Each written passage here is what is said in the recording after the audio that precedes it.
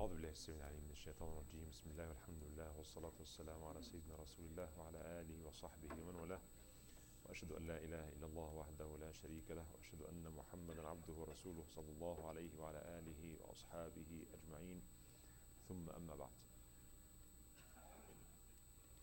We talked about Imam Ali ibn Abi Talib radiallahu anhu and Fatima al-Zahra radiallahu anha and Al-Hasan ibn Ali ibn Abi Talib, and today inshallah we'll talk about Imam Hussain. We'll end this era of al-Bayt in these few days with the life of Imam Hussain radiallahu anhu wa radiallahu anhu alayhi salam.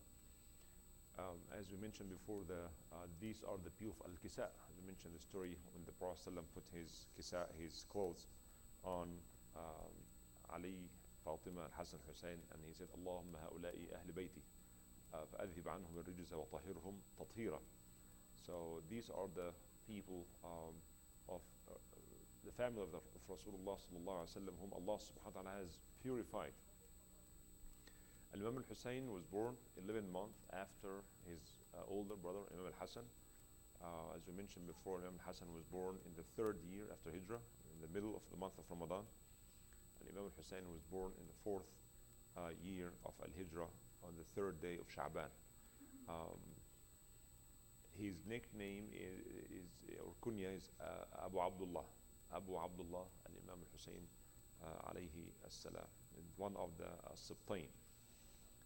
Rasulullah sallallahu alaihi wasallam also is the one who named him al-Hussein.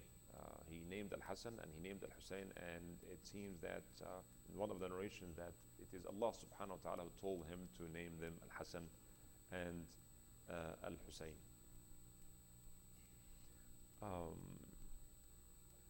When the Prophet sallallahu alaihi wasallam passed away, he was 6 years and few months alayhi salam. In the famous hadith, Rasulullah sallallahu alayhi wa sallam, he said, Husaynu minni wa ana minhu, ahabba Allahu man ahabba Husaynan. Hussein is part of me, and may Allah love those who love al-Imam al-Hussein. So again, our love to Ahlul Bayt is part of our iman, part of our faith, part of our love to Rasulullah sallallahu alayhi wa ala alihi wa ashabihi ajma'in. Rasulullah sallam loved him and his brother so much. And one day he was, Al-Hasan, one of them was on his thigh and the other one was in his shoulder. And he said to Salman, when Salman al-Farisi, he said, Ya Salman, do you love them? He said, Ya Rasulullah, how can I love them? And he said, those who love them love me, and those who love me love Allah subhanahu wa ta'ala. He was very well also known of being similar to Rasulullah sallam in his akhlaq, and his also structure and his face was similar to Rasulullah sallallahu alaihi wasallam. He was very well known also of his salah and siyam and sadaqah and taqwa and generosity and giving. He made Hajj 25 times, and this is at that time there was no cars and beautiful riding that we have now. He had a number of children. Some said there are 10, some said there are even more than this, some said there are less. We don't know exactly, but we know among his children is Imam Ali ibn al-Hussein, is known as Sajjad, and Ali Zayn al-Abidin. Zayn al-Abidin, Sajjad is the one who makes all of sujood, right? And Zayn al-Abidin, the best of the worshippers. And his mother is Persian. Her name is Shah Zanan, the daughter of Kisra, the daughter of the king of Persians. And this Ali ibn Hussein al-Akbar, this Ali Sajjad and Ali al-Akbar, who the first one to be killed in Karbala, as we mentioned. And Abdullah ibn Hussein and Sukayna and Fatima ibn Hussein. Sukayna and Fatima, and we'll talk about them inshallah when we talk about what happened to Hussein in Karbala. And then Ja'far ibn Hussein, Others say there are more children, but these are the ones that we know for sure are the children of Imam Hussain. Um,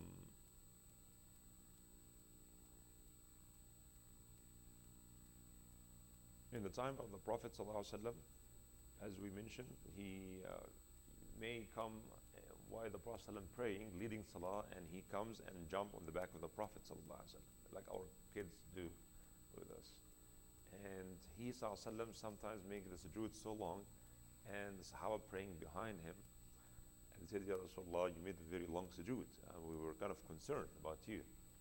And he said, no, just this son of mine was riding me, so I didn't want to disturb his playing. Sallallahu Alaihi Wasallam. He wants him to, to enjoy,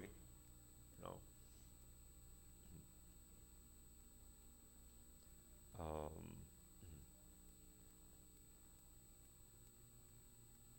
now, many hadith that repeat the same meaning, that those who, Allah loves those who love Al-Hussein and hates those who hate them.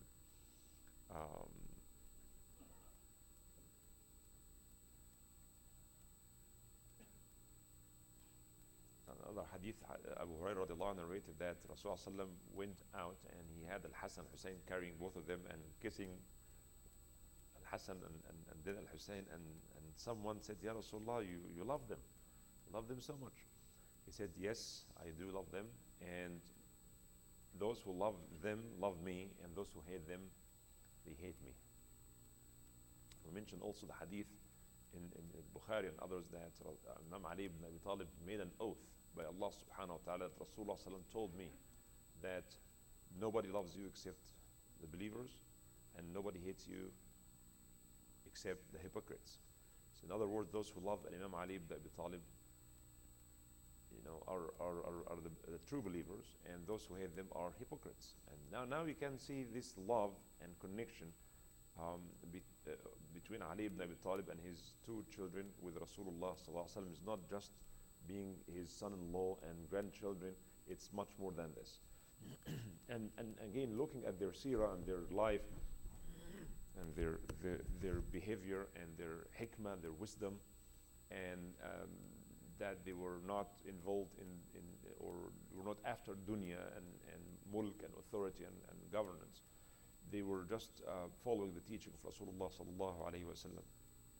And this can help us understand what happened next and why in the time of Muawiyah, everybody, all khatibs in Jum'ah, they must actually curse Imam Ali ibn Abi Talib. This was part of the tradition until his death. And despite the fact that Imam al-Hassan wrote this agreement with him, as we mentioned before. So the hate of Ahlul Bayt was tremendous.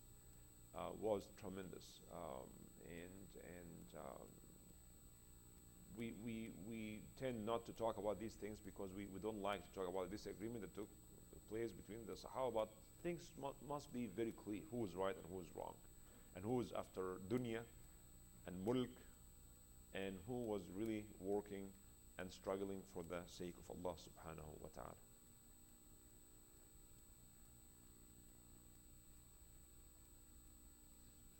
One day Ali ibn Abi Talib came to Rasulullah sallallahu alaihi wasallam and he saw him crying. This hadith in Musnad Imam Ahmad and ulama al-hadith, Imam Shakir, the modern scholars, Imam Shakir and Imam al-Albani, Sheikh al-Albani, they both said this hadith is sahih, and al-Haythami before and others, this hadith is sahih. That Imam Ali ibn Abi Talib radiallahu anhu, and I don't know if you heard this before, saw the Prophet ﷺ crying and said, Ya Rasulullah, what's going on? I see you crying. He said, just breathe, just lift me now, after informing me that your grandson Al-Hussein will be killed in Al-Iraq. And he brought some of the dirt of the place where Al-Hussein will be killed, and he brought to me to smell this thing. So I cried for that. And the Sunni scholars don't like to mention this hadith. And when I actually went to find out about the authenticity of the hadith, and I noticed something really summarizes all what we talked about, why some hadith we don't hear, although it's in our books. It is Imam Ahmad. Imam Ahmad is not Shia. his Musnad. And not only that, I'm not saying everything in Musnad Ahmad is Sahih. Imam Ahmad's Musnad has almost 27,000 hadith. What's authentic could be like 3 to 4,000. But this particular hadith, other ulama said it's Sahih.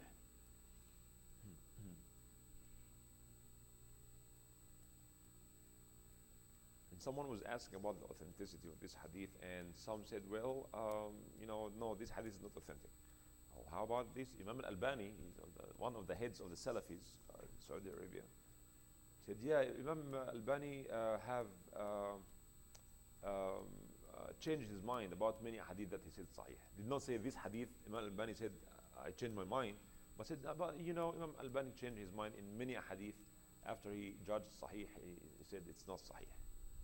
And Sheikh Shakir before him, Sheikh Shakir is more knowledgeable even than Imam al-Albani. Anyways, when we don't like a hadith for some reason, then we always, that's not good, it's not sahih, and you are either saying these scholars don't understand anything and you have more knowledge than them, or it says that you are not really objective. The hadith that you don't like, then you criticize it and say it's not hadith sahih. It's very interesting. And you know why they say this hadith is not? Because the Shias said we cry because the Prophet cried. If the Prophet cried for Hussein, so why shouldn't we cry? Yeah, we can cry, but we cannot exaggerate and go and hate ourselves and this stupidity. That's exaggeration, extremism. Yeah, we feel sad every year in Ashura because of what happened. Yes, we should feel sad. Cry, yes, we may cry because what happened actually made us cry. When you read what happened to Imam Hussein, but to kill ourselves and to hurt ourselves and our children and to show that we are sad, that's not from Islam. But the hadith is sahih. The Prophet ﷺ knew this will happen and he cried for that. When he knew that his ummah, his own people, will not respect his own family. Despite all this saying that may Allah love those who love them and may Allah hate those who hate them, not those who kill them. Only hating them is problematic. But killing them, and up until now, you see people defending Yazid. Allah al-Azim, I read this myself. Yazid, may Allah forgive him, radiyallahu anhu. Yazid, radiyallahu anhu? Yeah, because he did not tell them to kill him. He did not know. And it's just pure lie. What did he do then to those who killed Hussein? Did he punish them? No. That's a fact. Even those who tried to defend Yazid, they did not say that he punished those who killed Hussein. He was okay with that. But that's even not true, as we will mention. He, in fact, Yazid, the story started, the tragedy started with when Al-Imam Al-Hassan, as we mentioned before briefly, that he had a huge amount of people and he was willing to continue the fight between the army of Iraq, of his father, Imam Ali, and the army of Sham, Damascus, under Muawiyah. I will take you even a little back, just to know that we don't read our history. Once we are intellectually lazy, then we'll accept the narrations that we hear from whoever is teaching us without examining it.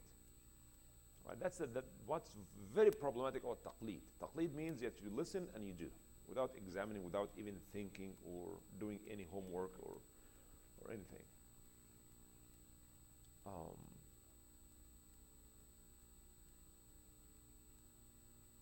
And those who are promoting this very passive understanding of Islam are supporting the Umayyads' narration of history. Because you can read history from different perspectives, right? So one version of understanding of our history came from Bani Umayyah, basically, and still dominating until now. Still dominating. And this is what creates this irony, that we love al-Bayt, but we follow those who killed them and abused them. And those who are saying that you listen and obey to Waliul Amr. Waliul Amr means the leader, the head, the political authority, the malik, the king. It's a sin to criticize wali al-amr. It is a sin, no matter what he does. He's mujtahid. Mujtahid means that he's making ijtihad, he's making his own opinion. Even if he's wrong, he'll be rewarded. That's true. If the imam is making, Rasulullah said that, if the imam or the judge, he said, made ijtihad and he reached the right conclusion, then he'll have to get 2 rewards.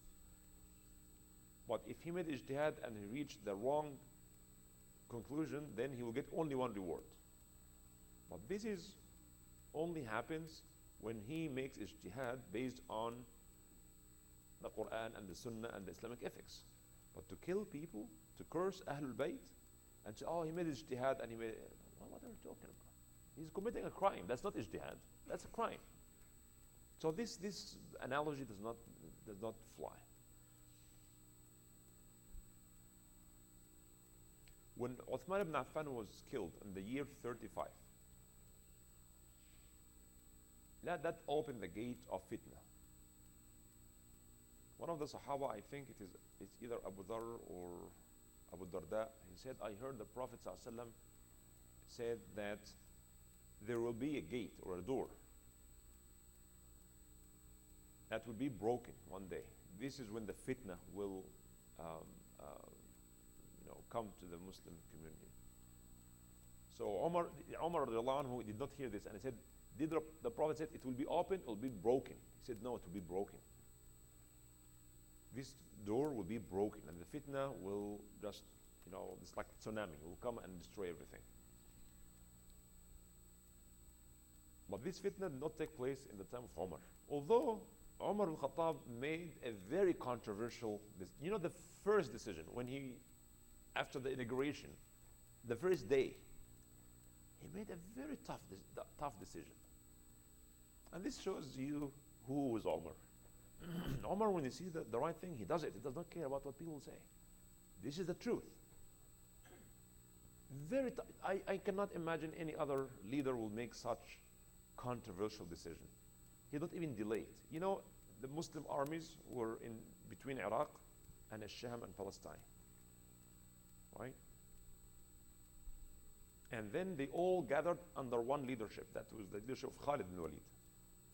There was other leaders, Abu Ubaidah ibn al-Jarrah leading one army, and Khalid and others, and Sa'ad ibn Abi Waqqas. But the decision was to bring all these armies under one leadership. That was Khalid bin Walid. Umar al-Khattab, the first day, when he became the Khalifa, he fired Umar. He fired Khalid. And can you imagine what Khalid could do at that time with all these army under his leadership? He can turn to Medina, right, and oust Umar, and he himself took over, or he could have appointed someone else. Some people from Bani Makhzum. Bani Makhzum is the tribe of Khalid, and they said, now after all this victory, and now things have been well established in Iraq, and now we are about just to open Jerusalem. Umar is doing this. Why don't we turn to Medina? He said, no. There cannot be fitna while Umar is alive. And he came from being the commander into a regular soldier. He did not make any fitna. Why did Umar fire him? For a number of reasons. This is not the subject of today, but very briefly, because some people said we win because of Khalid. Khalid was a genius. Not only a good fighter, but he's good in strategy. And another important reason, Khalid was kind of a person who rushes to make decisions without consulting others. And some of these decisions, as a result of his decisions, many people got killed unjustly. Even in the time of the Prophet ﷺ, who named Khalid Sayfullah, he's the sword of Allah. Or Sayfu means one of the swords of Allah, just to be honest, not the only sword. He's one of the swords of Allah subhanahu wa ta'ala that he put on the enemies. But he went to one tribe and he just killed many of them. And the Prophet said, Allahumma inni abra'u ilayka mimma sana'a Khalid. Ya Allah, I'm free from any responsibility from what Khalid has done. And Umar was pressuring Abu Bakr, when Abu Bakr was the Khalifa, to fire Khalid. Inna fi sayfihi rahaqan. That it just does not take time to think, and just goes and kills. And Abu Bakr said, I cannot fire someone who has been hired by the Prophet ﷺ. And the Prophet said, he's Saifullah, and I cannot, fire one of the swords of Allah subhanahu. But Umar, so that's good for Muslims. So not that people don't think that we win the war because of Khalid. No, we win because we're fighting for what's right. So for all these reasons, he fired the top general, the one who never lost any war in Jahiliyyah or in Islam. Because Umar thought this is the right thing. And then he hired Abu Ubaidah al-Jarrah in his place. That could have caused a lot of fitna. No one wants to start his presidency with such very controversial decision. But Umar did it because Umar is Faruq. This is the right for the Ummah. He does it. Then after Umar came Uthman radiallahu anhu, and Uthman ruled for 12 years. Perhaps the longest period, one of the Khulafa al-Rashidin al-Arba'a. And many of Bani Umayyah took advantage of, because he was one of Bani Umayyah. He was from Bani Umayyah. Took advantage of his kindness and generosity. And some ulama said one of the reasons that many people did not like him because that he hired Bani Umayyah, gave so much power to Bani Umayyah. Power and money and privilege and so on. And then when he was killed, that was the gate that has been opened very widely when the fitna came. Those who killed Uthman, coming from Kufa, from Basra, from Egypt, called Thawar, surrounded his house, and Uthman, as we mentioned before, said, I don't want anybody to fight to protect me. I don't want to see Muslims killing each other. Even if they kill me, that's fine. I'm just one person. But I'm not going to fight them back. And he ordered everyone not to fight back. Muawiyah is the cousin of Uthman. And after the death of Uthman, everyone, all the Sahaba and their children, they all give bay'ah to Ali ibn Abi Talib radiallahu anhu. He was the most qualified one, no doubt. No doubt. And he was the Khalifa. When we say al-Khulafa al-Rashidin, we say there are four. We count Ali as one of them. It was not disputable that Ali was the Khalifa. Muawiyah was the leader of Ash-Sham for almost 15 to 20 years. And he refused to give bay'ah to Imam Ali ibn Abi Talib. This in of itself is very problematic.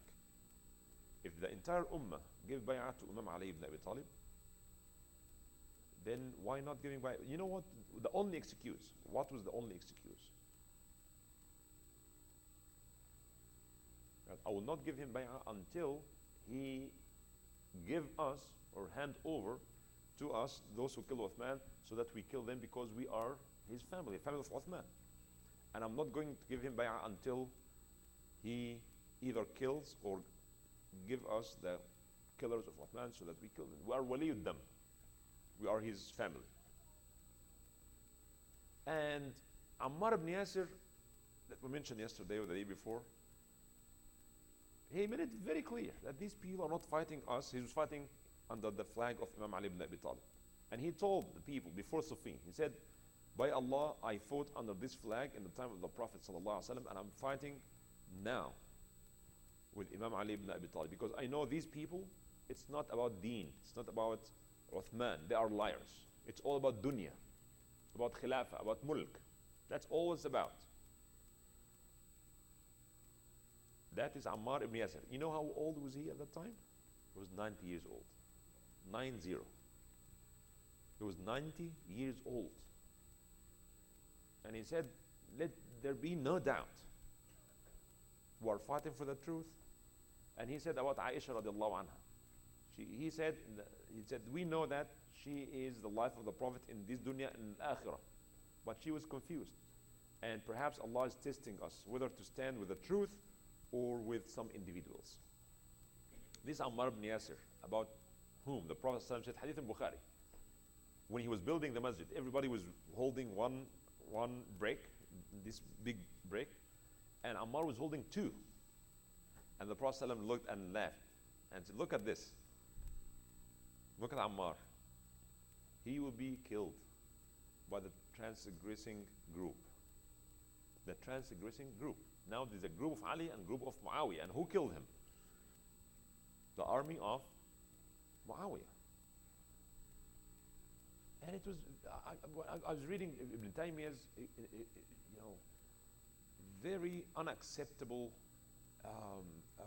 explanation to this. When he tried to say, no, Muawiyah is not to be blamed because it is not Muawiyah who killed him. It is some of his soldiers. He did not order them to kill him. What are you talking about?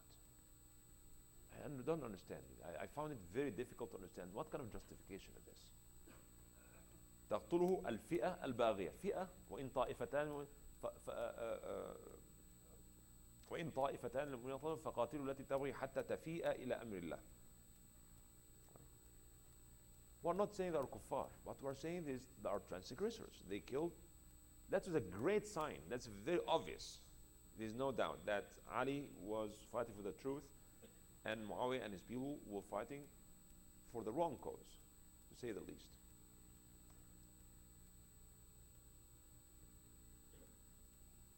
And then the Khawarij broke out and they killed Imam Ali ibn Abi Talib and they considered Muawiyah and Ali and everybody is kafir, as we mentioned before. And when Imam Ali was stabbed, he lived for a day or two and he gave clear wasiyah to his two sons. He called them and he told them, don't see dhulm in this ummah and remain silent. You have to do something about it. You have to do something about it. Then we mentioned also last time when Imam al-Hassan, after 6 months, he was the Khalifa again. He was giving the bay'ah as the Khalifa. I just forgot to mention that when Uthman, when two of the Sahaba went to Muawiyah and they told him, why are you fighting Imam Ali? Don't you know that he came to Islam way ahead of you and your father? Don't you know who Ali is to Rasulullah sallallahu alaihi wasallam? Don't you know that he's much better than you? He said, yes, I know. He was a very good politician. Muawiyah was a very good politician, but unethical politician, I would say. He said, yeah, I know that, but go back to Ali and ask him to give us those who killed Uthman, and I'll give him bay'ah right away. And he knows that Ali ibn Abi Talib does not have these people in his house. They are not under his control. It's not that not that simple.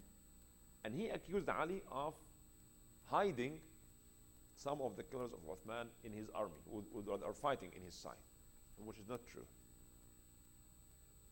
In the top of that, just to show that was just a very, fake excuse. When Muawiyah became the Khalifa, what did he do to the killers of Uthman? Nothing. He did nothing. Read any book of history and see what did he do when he became the Khalifa. When al-Hussain gave him bay'ah to be Khalifa, when al-Hassan did that, he did not go and search for the killers of Uthman and kill them, which tells you that was not really a good excuse. Politicians will always find justification to what they do. Always. They will never run out of justification. Everybody give bay'ah to Imam Ali, so we have an imam, a sitting imam, not disputed imam or acting imam or khalifa. No, he was the khalifa. It was all about dunya, about mulk. And that was very clear after what happened with Imam al-Hassan. Imam al-Hassan gave him bay'ah with condition. Among the condition is that if he died before Imam al-Hassan, then Imam al-Hassan will be the khalifa, or then leave it up to Muslims to choose based on shura, the next khalifa. Oh yeah, fine, yeah, like sign agreement. But he knew that they're not going to do it. And as we mentioned about who poisoned Imam al-Hassan, 3 suggestions, but who is the most beneficiary of this, of the killing of Imam al-Hassan? Because he knows, if you leave it shura for Muslims, people will love Ahlul Bayt and choose Ahlul Bayt. Will choose Imam Ali, will choose Imam al-Hassan, or will choose Imam Hussain. No doubt. If you give people freedom to choose, they will, of course, in a free election, they will choose Imam al-Hussain or Imam al-Hassan. So, get rid of Imam al-Hassan. No. And he agreed that after Muawiyah, the Muslim will choose their next leader. But before the death of Muawiyah, he surprised the entire Ummah with the decision that Muawiyah will be the next Khalifa. Yazid, his son. And by the way, his son did not stay with him. You know, he divorced his mother because she did not tolerate him, so he sent her back to Khurasan, I think. And who raised him up? Yazid. These are people, and many of them were Christians.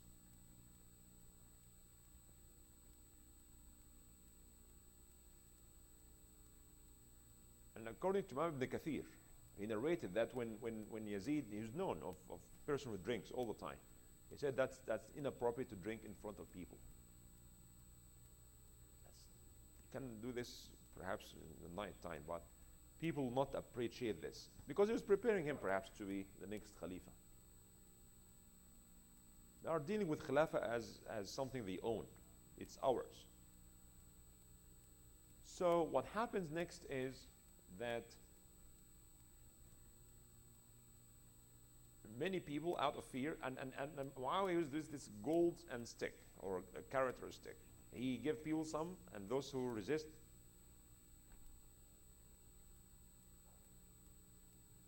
as one of the governors, he said, Al-Khalifatu hada. He pointed to Muawiyah. فَإِن مَاتَ, if he died, فَهَذَا, then Yazid. And those who refused, then فَهَذَا, and he pointed to his sword. And many people, under this fear, they give bay'ah to Yazid. But the last place that you can imagine give bay'ah to Yazid was Al-Madinah. Hussein and his family, and the family of the Prophet, and many of the Sahaba, of course they refused that. Then Muawiyah died, and Yazid took the seat of his father, and he became the Khalifa, with this not as a result of Shura. And that was a huge shift in the Muslim Ummah. When the Ummah, the entire Muslim Ummah, the entire Muslim community, was out of the decision-making process. You're out. You don't choose who's going to come next. I will choose. It's one individual who stole the right of the entire Ummah. The king died. Then his son comes in his place. And his son appoints his crown prince. And you know what happened in Saudi Arabia yesterday, right? It's a big joke. And yesterday people came to give bay'ah. Bay'ah. The word bay'ah is Islamic terminology. And shura, and all scholars, all ulama, yeah, that's a right decision. You know, when the new king came, he appointed his nephew as next in line, and his son, number 3. The wali al-ahd. You know, it's a king, and then number 2, and then number 3. Now, all ulama said that's a wise decision. That's a good decision. That's the wisdom. And then he fired his nephew and brought his son. That's, mashallah, that's a wise decision. That's a good decision. That's absolutely good thing. And this is what the ulama do now. Whatever the king makes, alhamdulillah, that's the right decision. Everybody must respect this. Where is the ummah? Where are the people? That's the sunnah that started by Muawiyah. That is the sunnah, the bad, horrible sunnah started with Muawiyah. And the ummah is out. Forget about shura. I will choose for you. Then Yazid sent to the leader of Al-Madinah, Al-Walid ibn Utbah ibn Abu Sufyan. Now all big cities are ruled by Bani Umayyah. This is what Muawiyah did. They started the last part of the life of Uthman radiallahu anhu. And then Muawiyah did this. Banu Umayyah are holding the most important aspects of the kingdom now. It's what Rasulullah said there will be Khilafah Rashida and followed by Mulk, Jabri, dictatorship. It's Mulk, it is dynasty, it's not Khilafah. Because to be a Khalifa of Rasulullah, you have to lead based on the teaching of Rasulullah. So you deserve to be the Khalifa of Rasulullah, right? To the best of your ability. You are not a prophet, but you are leading based on, that's why you got Khalifa. But this Khilafah ended with Muawiyah and became Mulk, father and son. So Al-Walid ibn Utbah received this clear command from Yazid that you will find some resistance from 4 people: Abdullah ibn Umar, Abdullah ibn Abbas, Abdullah ibn Zubayr, and Hussein. And the most troubling 2 are Abdullah ibn Zubayr and Al-Hussein. So if they refused to give you bay'ah, just kill them.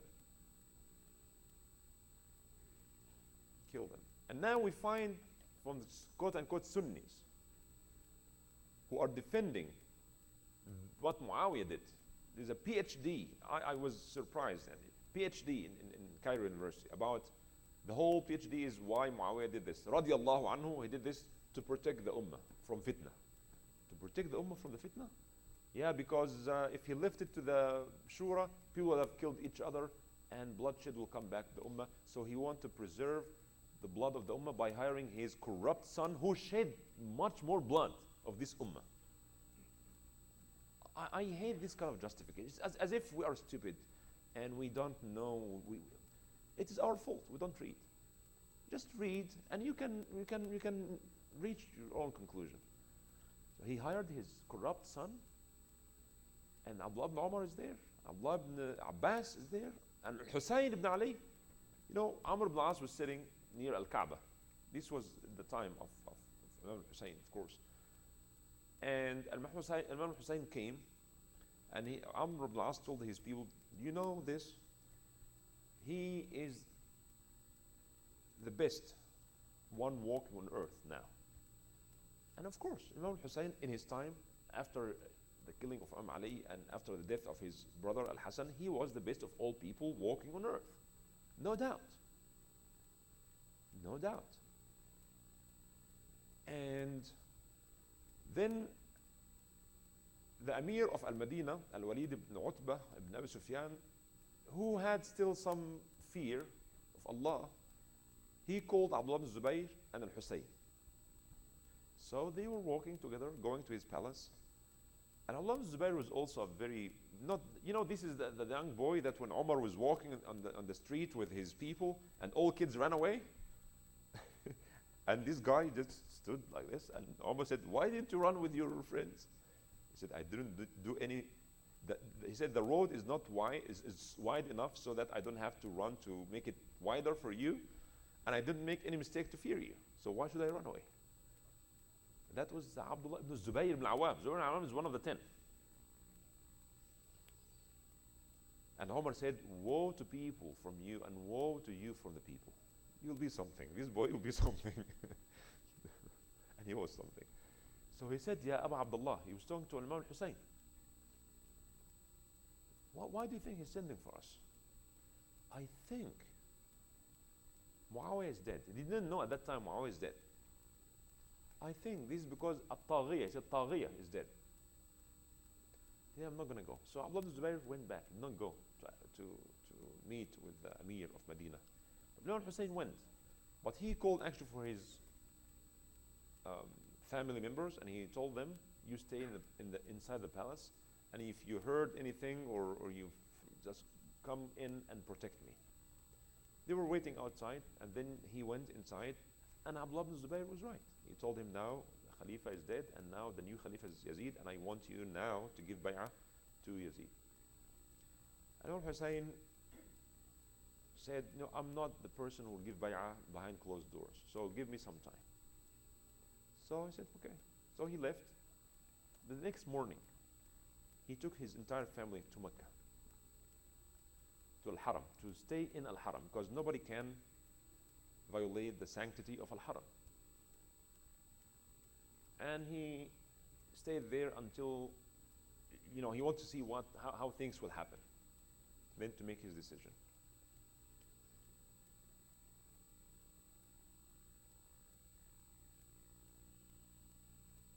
Ubaidullah ibn Ziyad was the right hand of, Yazid. May Allah curse both of them. He was very tough on Ubaidullah and on Walid ibn Utbah, and said, why didn't you force them to give bay'ah, or even to kill them as they have been told? He said, you want me to kill al-Hussein? Do you know what we're talking about? He said, al-Hussein. He said, yes, you have been told. If they refused, he said, no, I cannot do that. I couldn't do this. Imam al-Hussein went to Mecca with his family, and he received, and at that time, the people of Iraq were in the side of Imam Ali, and when Yazid came to power, they refused this, and they showed that Imam al-Hussein is the most qualified person, and they sent to him that you come and we will, because I forgot to say that Imam al-Hussein opposed his brother's decision to give bay'ah to Muawiyah and to end the war. He refused it because he told them that these people will never respect any bay'ah or any agreement. Whatever agreement you sign, they will not respect it. But Imam al-Hassan said, no, I just want to stop the war, and he made this bay'ah, and they did not respect it. And Imam al-Hussein was right. Imam al-Hussein sent his brother, his cousin, Muslim ibn Aqil. Aqil is the brother of Ali ibn Abi Talib. So his son Muslim is the cousin of Ali. So he sent his cousin Muslim ibn Aqil to Iraq to find out what's going on and to make sure that people of Iraq are serious about this. When Muslim ibn Aqil went there, who is the leader of Al-Kufa there? So Nu'man ibn Bashir, one of the Sahaba of the Prophet ﷺ. Very just and fair person. The Christian advisor, by the way, the Christian advisor of Yazid, he told him, you should fire Nu'man ibn Bashir. He is not loyal to you very much. He's one of the Sahaba of the Prophet, and he knows who's Ali and who's al-Bayt, and said, that's not a good choice. It's time now to fire him. And this will happen now, as I will come to you now. Then when Muslim ibn Aqil went there, 18,000 people, they signed with their blood that we are willing to die for Imam Hussein, and this is dhulm, and that's inappropriate. Yazid is fasiq. Everybody knows that. No Sunni scholar will tell you Yazid was not, except this small group called Salafis that they always defend Bani Umayyah. And they claim they love Ahlul Bayt. I don't know how these two things can be reconciled. I don't know. So, when Muslim Naqil found out that people are very enthusiastic, he wrote to Imam al-Hussein, said, yes, I came here and the people are so enthusiastic and are waiting for you, come over, and this is the time. So Imam al-Hussein marched to Alaq, taking with him only his household, 72 people. Only, including his sisters, his daughters, his brothers, the sons of his brother Imam al-Hassan, and the son of Ja'far. He took these people with him. His daughters, his sisters, Zainab bint Ali, and his daughters Sukaina and Fatima, and the children of Imam al-Hassan, his own sons, going to join the people of Iraq and to think about establishing a strong army and to fight. And now the big question is, why did Imam al-Hussein went to Iraq? Very important to know, because some people now, unfortunately, it's very unfair that they make us feel that Imam Hussein was wrong. He was like immature person. Imam Hussein at that time was 58 years old. He was 58. He's not like 20, 25, immature young man who just. He was not going there to seek the Khilafah. He went there because now big part of Islam is being taken away. That's not the teaching of Muhammad anymore. To ignore the right of the Ummah, to kill Shura, that's not Islam. And if Shura is dead today, Allah knows what will be dead tomorrow. This Muslim Ummah cannot live like this. There must be leadership chosen by the people, and the job of this to maintain Sharia and to take care of the needs of the people. To take care of the needs of the people of dunya and to preserve Sharia and to implement Sharia. That's Sharia needs government. And government's job is to implement Sharia. Is this point clear? That's very important to understand. This perhaps needs another long lecture. This is what Ibn Khaldun actually wrote in his wonderful, amazing book, Al-Muqaddimah, the introduction to the huge book of history known as Al-Ibar. So he said that the Sharia itself cannot be implemented by itself. It needs people who believe in it and implement. So you need government. Who will apply the hudud? Nobody can. If someone killed your brother, you cannot just go and kill them. That's the Jahiliyyah system. Islam replaces with an amazing, unique legal system. You cannot kill the killer of your brother or your son. The government must do this. It's not up to individuals to take the law in their own hand. There must be a government. We know this here, right? This legal system here is very much coming or in line with Islamic legal principles. There must be government. And the job of the government is to ensure that justice is there. And how to achieve justice, to apply Sharia. Make sure that people have their own rights.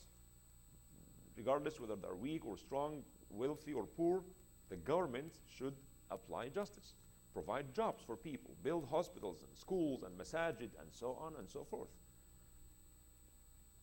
So Sharia needs government, and the government needs a system, and this system is Sharia, right? And the people should choose this government based on their commitment to Sharia and fire this leadership based on their negligence of Sharia.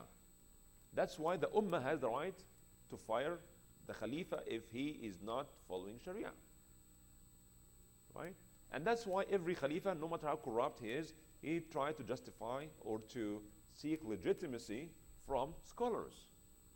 So the scholars are the ones who give legitimacy to the Sharia. So in the time of the Khulafa al-Rashidin, Abu Bakr, Umar, Uthman, Ali, Sultan and Quran were together. But Rasulullah said in the authentic hadith, ألا إن القرآن, one narration al-Kitab and the other narration al-Quran, ألا إن القرآن والسلطان سيفترقان. They will get separated. Quran will go one way and Sultan will go a totally different way. ألا فدوروا مع القرآن حيث دار. Stay with the Quran. Stay with the Quran. Now the Umayyads began this departure between Sultan and Quran. What Muawiyah did is against the Quran. Quran says وَشَاوِرْهُمْ فِي الْأَمْرِ. Quran said to Muhammad ﷺ to practice shura,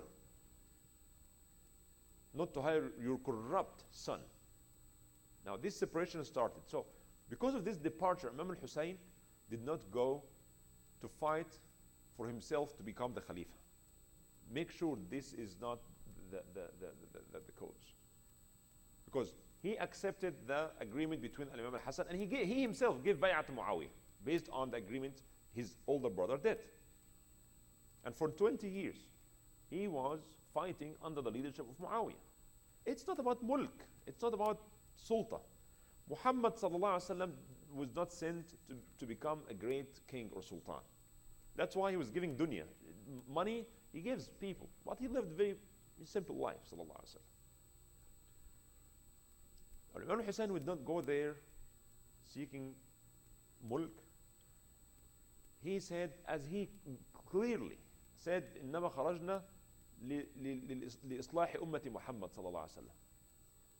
To reform or to bring the Ummah of Muhammad back to the original straight path. Because now the Ummah is going far away from the deen of Muhammad. If they accept, and to enjoin good and forbid evil, if they accept from us, alhamdulillah. If they rejected that, and Allah will judge between us and them. The goal is not to launch a war or to shed blood or to cause fitna. Now, enjoining good and forbidding evil is, in the mind of many Muslims, equal to causing fitna. So enjoining good and forbidding evil in a way that causes more evil, that's fitna. And not to enjoying good and forbid evil at all, that's another way of fitna. You understand? So, enjoying good and forbid evil must have fiqh understanding. If you are going to change evil by causing more evil, it's better not to change this evil, right?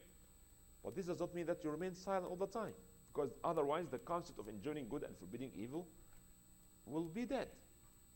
Imam Hussain, he saw that it's someone in this ummah must say no. Someone has to say something. If others are too scared to speak up, someone has to do that.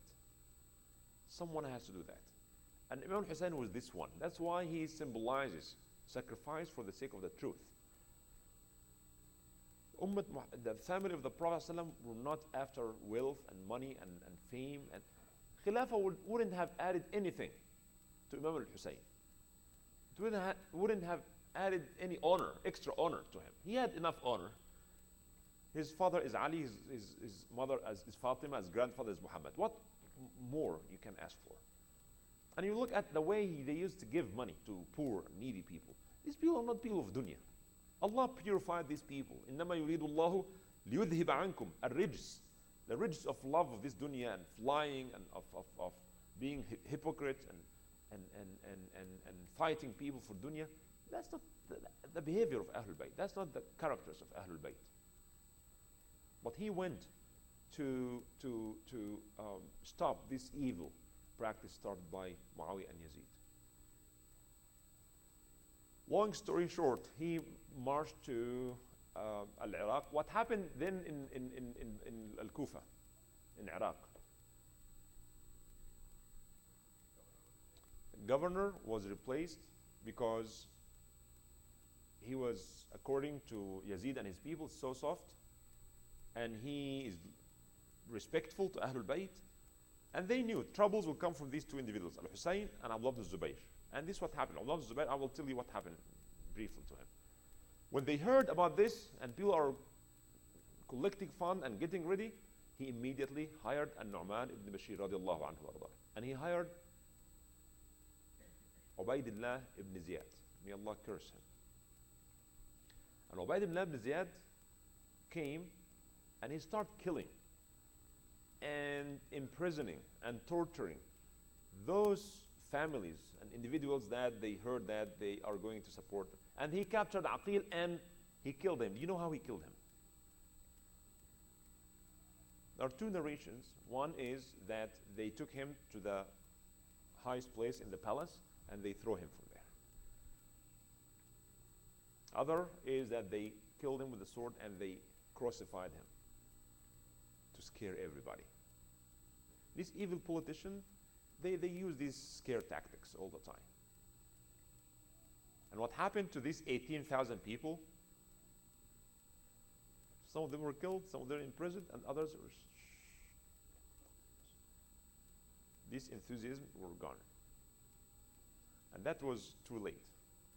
And then Imam Ali ibn Abi Talib, Imam al-Hussein, when he was very close from Iraq, he heard that Muslim Aqil was killed, and these people are, these supporters are not supporters anymore.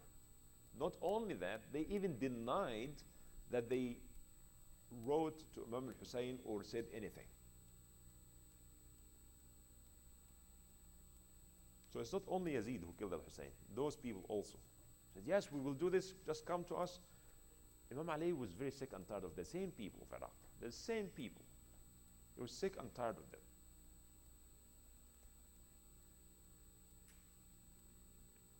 And then Imam al-Hussein, Ubaydillah ibn Ziyad هذا, he sent someone, a huge army. You know who is the leader of this army? Umar ibn Sa'd ibn Abi Waqqas. Sa'd ibn Abi Waqqas is one of the 10. His son, may Allah curse him, was the top or the head of this. Ubaydillah ibn Ziyad sent to him. He was the leader of a place called Ar-Ray, and which a very, very wealthy and very fertile land, a very nice place.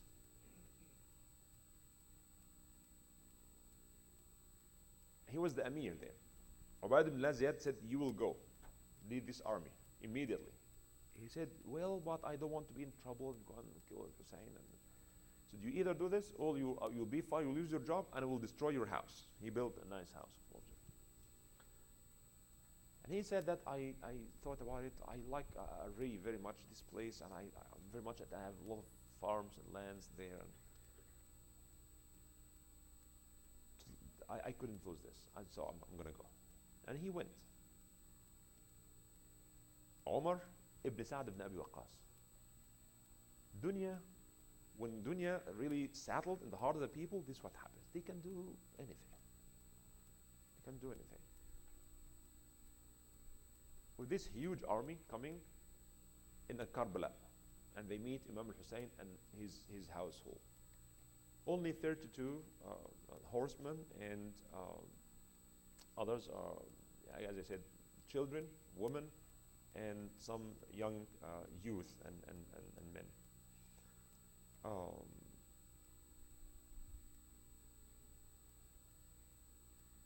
When he saw that the people of Al-Kufa are no longer supporting him, and his cousin Aqil was killed, he talked to Omar ibn Sa'd, and he told him, listen, let me go back where I came from. He said, no. Okay, let me go then with the fighters I have to fight in one of the battles that's going on in the Muslim world. He said, no, you're not allowed to do that. He said, okay, then let me go to Yazid, talk to him, enjoin good and forbid evil. He said, no.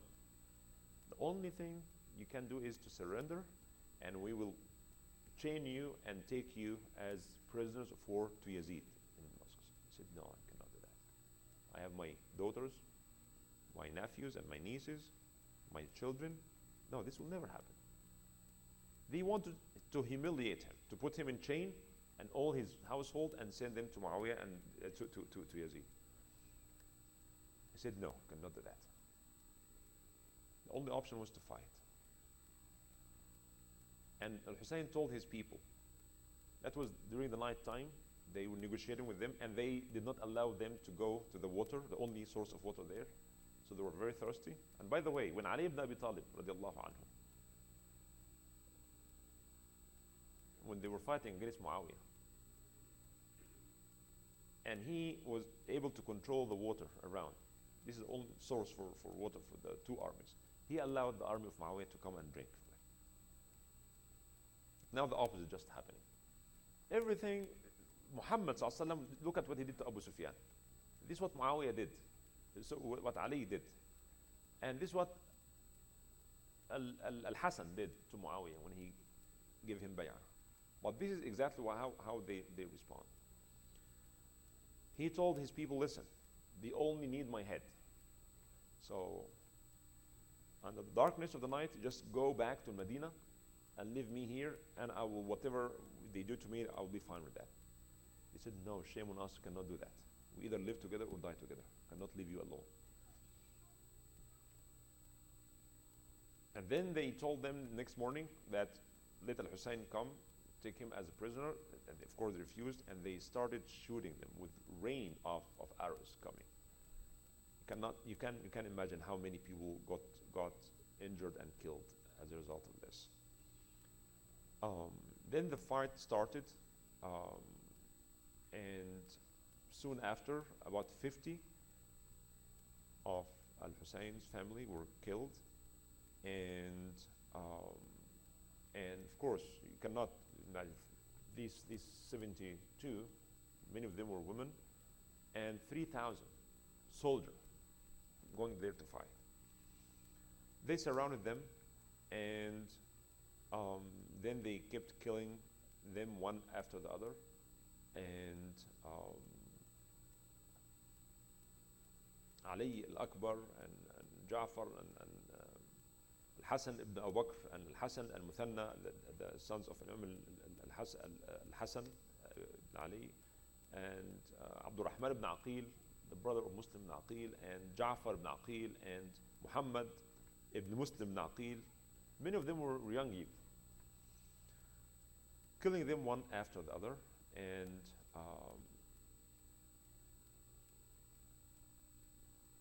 until Imam Hussain, of course, his body was, full of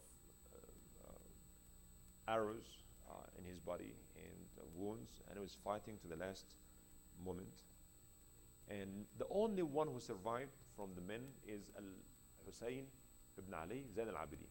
His name is Zain al-Abidin, and he's the only one who kept the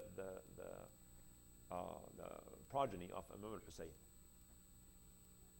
He was sick at that time, and he could not participate in the war, and then he went back. And then it is a person with the name is Shamar ibn Dijawshan. He is the one, after they killed him, Imam Hussein was dead, and he went and he cut off his head. You talk about ISIS, beheading, these people were much worse. To just do this to Imam Hussein. They could have actually asked them to leave, or they could have asked them to come with him, take them in peace to Yazid, and allow them to go to Yazid in the Sham, and guard them until they go there. But after killing him, the one about whom the Prophet said, may Allah love those who love him, and may Allah hate those who hate them. It seems that these people don't really care about what the Prophet said. It's not about Islam, there's no Iman, it's all about dunya and about mulk. They don't care. They know who's Al-Hassan and who's Al-Hussein. And then they put his head on the head of the spear, and they send it to Yazid in Damascus. And there are many narrations that when they brought the head, opened up the box, and he had this iron stick, and he kept hitting the front teeth of Imam Hussein. Only the head is there. They took all the ladies. We're talking about Zainab bint Ali, the sister of Al-Hussein, and his daughters Sukaina and Fatima and others, and took them as sabaya. You know sabaya? Like female slave, that they became slave. This is how people became slave. If people fight and the losers are taken as slaves. These are the daughters of Rasulullah sallallahu alaihi wasallam. I cannot imagine really what kind of people, are these human who are doing this? And he's just to sit on his chest and to hold him from his beard and just to cut off his head as an evidence that they want, of course, to be more loyal, to show more loyalty to Yazid, so that Yazid can give them lands and give them positions and things like this. These cannot be human. And they take the daughters of Rasulullah sallallahu alaihi wasallam as slaves, and they send them with humiliation to Yazid in Damascus, and standing in his presence there. And one of these evil guys looks as Fatima, the daughter of Al-Hussein. Said, Ya Amir al-Mu'mineen, give her to me. I want to take her to be in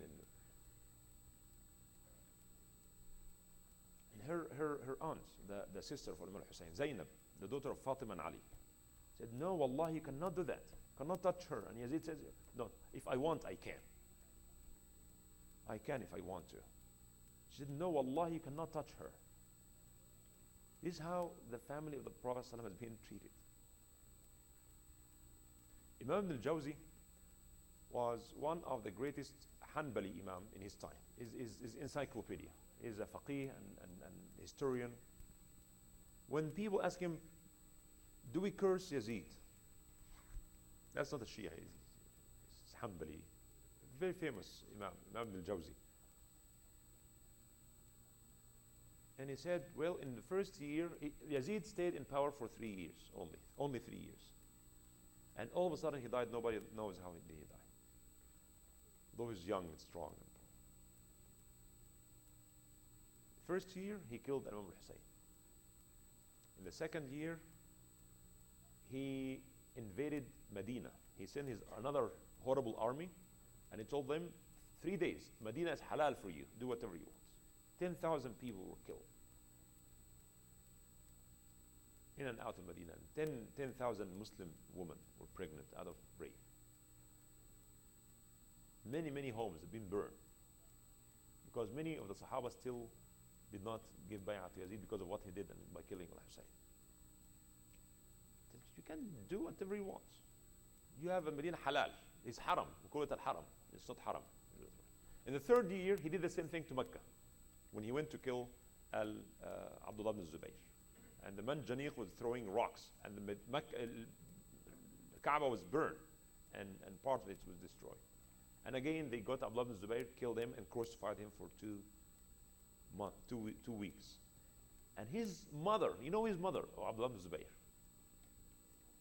Asma bint Abu Bakr, the one who used to take the food to Abu Bakr and Rasulullah when they were in the cave, in their way to Hijrah, Mecca to Medina.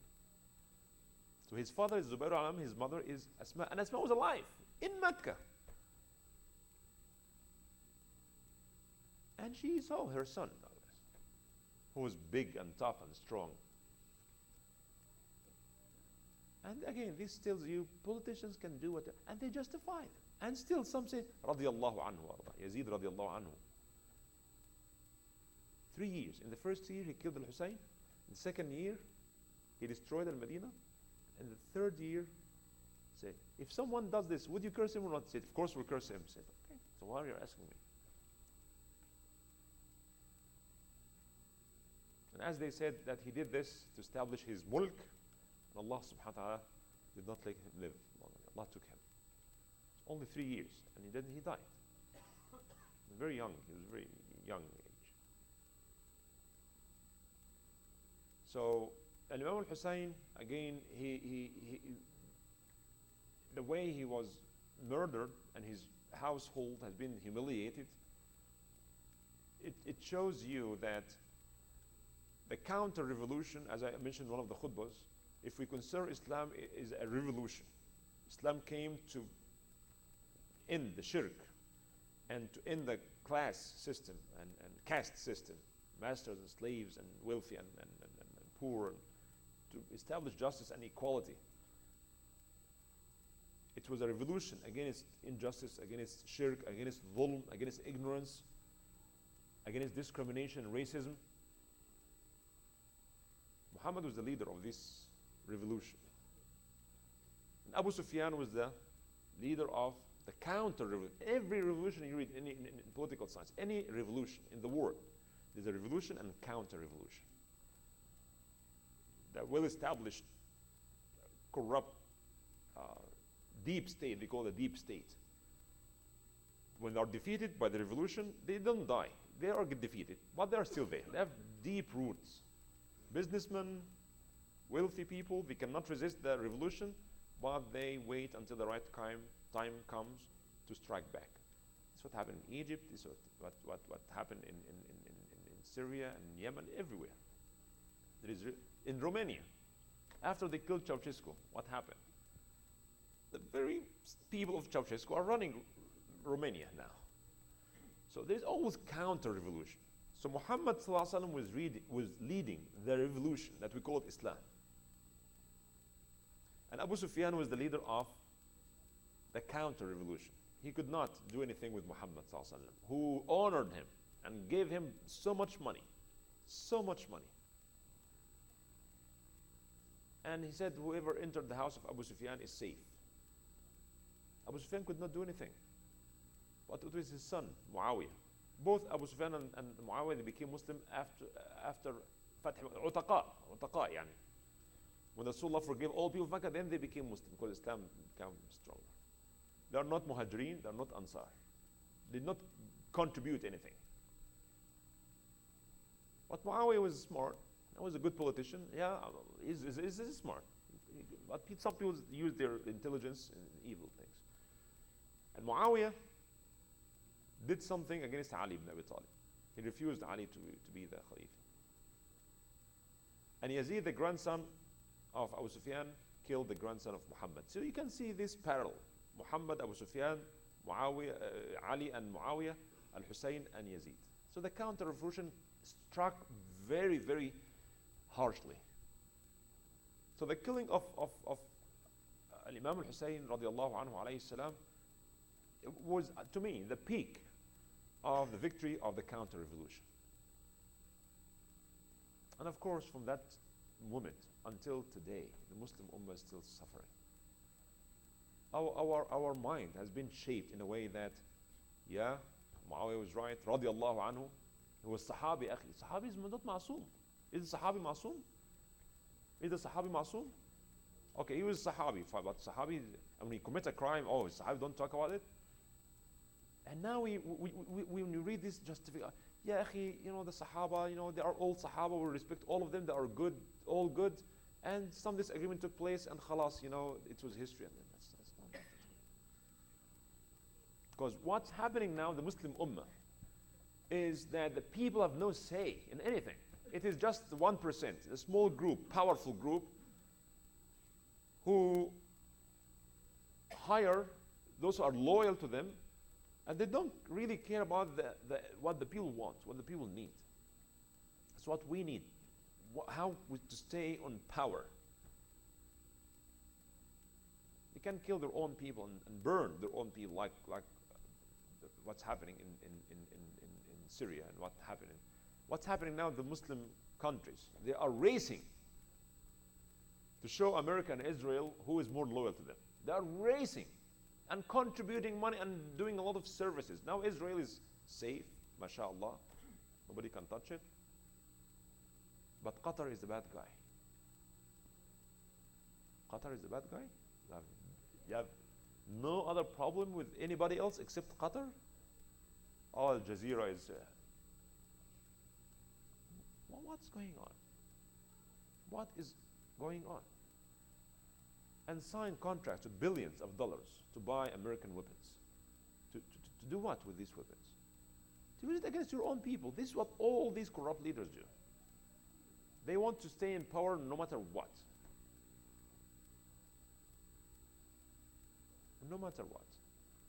So again, we need to read history just to understand our own history. Our own history, we don't own our history. Islamic history, we don't own it. It's not ours. Nobody, who are you? No. As I said before, in every prestigious university, people are reading this history and studying it. They go deep from our sources.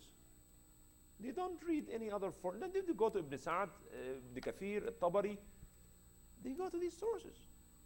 Things that we ignore and just oversimplify things. Oh no, the old Sahaba. What do you mean old Sahaba? You have principle and you have individuals. We are taught to be loyal to the principle, not to the individual. We cannot just, oh, they're old Sahaba. Sahaba not ma'sooms. They made mistakes. And Imam Hussain chose to speak up, to take a stand, even even with taking such very huge risk. But we cannot see Islam being cut, chopped into parts, and some of these parts are thrown in the garbage, and we just sit and we say nothing. That's not the behavior of Ahlul Bayt.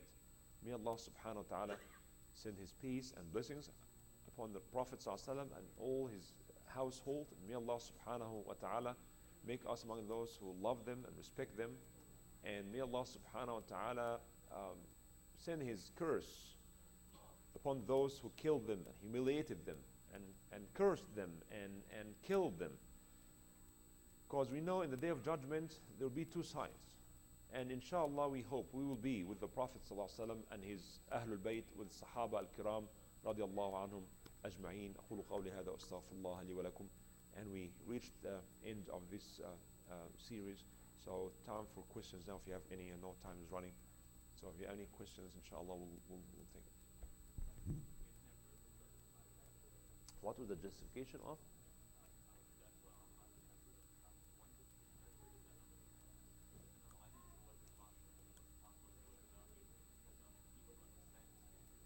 Yeah, this is how they try to justify the killing of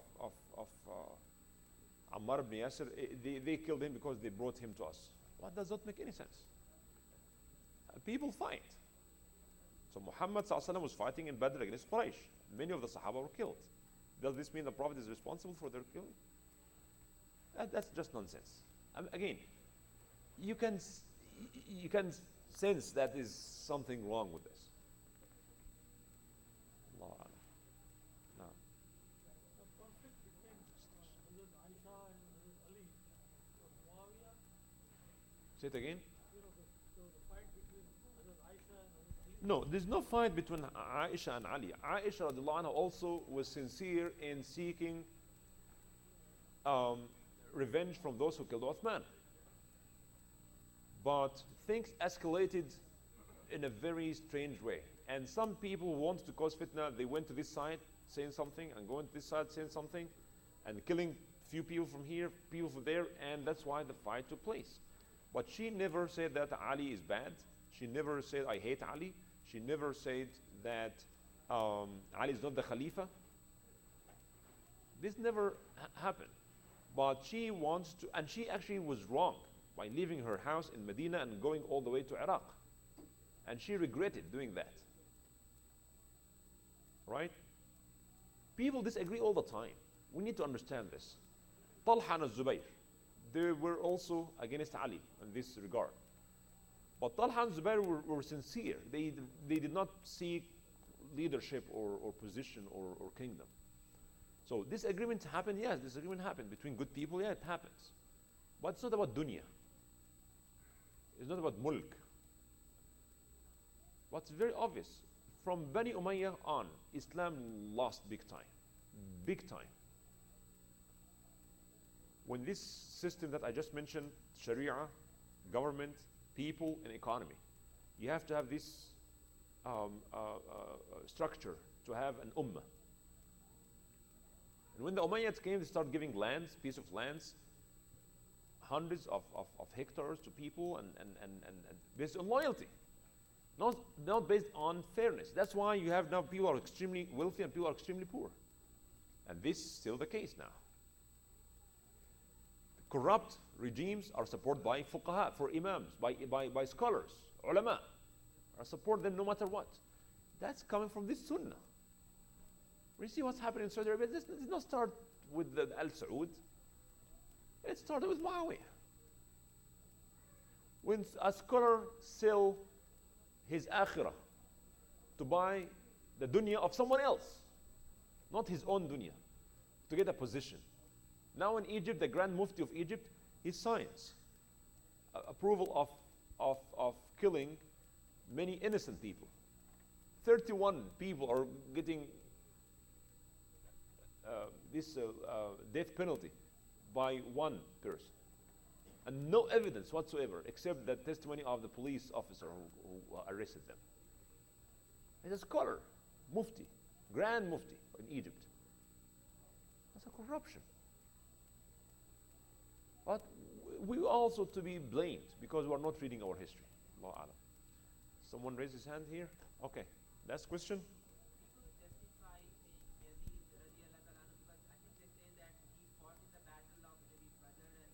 So what? Who fought the Battle of Badr?